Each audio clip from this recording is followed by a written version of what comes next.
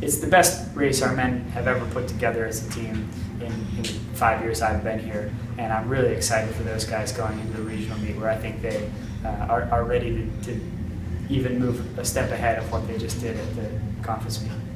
Before we got out there, we saw a brief video of what the course looked like. It looked like it had some rolling hills and maybe a little bit of mud, but the day before the race we went out there and previewed the course, and it was way worse than we were anticipating. Kea'au is on the rainy side of Hawaii, and so it pretty much rains almost every single day there, and the course reflected that. I mean, I was expecting a muddy spot, maybe once a mile, once a kilometer or something like that, but it was literally the entire course. And so that was one thing. It was a little bit of a shock when we got out there to realize that, but it's not like we were the only ones running in it. Everybody runs through the same thing. So we got into the race, and we had really discussed a lot of practical ways to approach the mud, like things about holding your form and using your core and that kind of thing. And so I think that helped us have a strong performance, as we were able to, instead of freaking out about the mud, we had really concrete things that we could work on that made the race a little easier. And so, yeah, you saw a lot of the guys had really strong performances.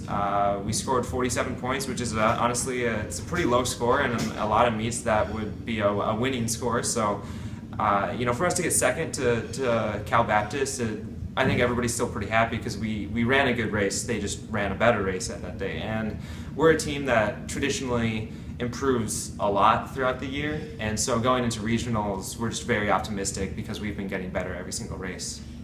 I love this part of the season when you get to conference, regionals, and then hopefully on to nationals. And one of the reasons for that is you do know pretty much exactly who you're going up against, not just in terms of what teams are going to be there, but what the rosters for those teams look like, what the size of the field's going to be.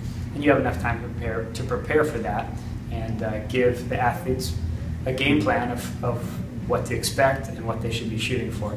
So what I want our guys to know is, hey, you're one of those 7 programs that's the best you've ever been, and we have a team that I'm really confident if it comes down to the maturity of the runners that we have and their ability to carry out the best effort that they're capable of giving on the day of regionals, then I feel pretty good about our chances, because these guys have shown that they do know how to get to an important moment and commit to a plan and squeeze every drop of effort out of themselves.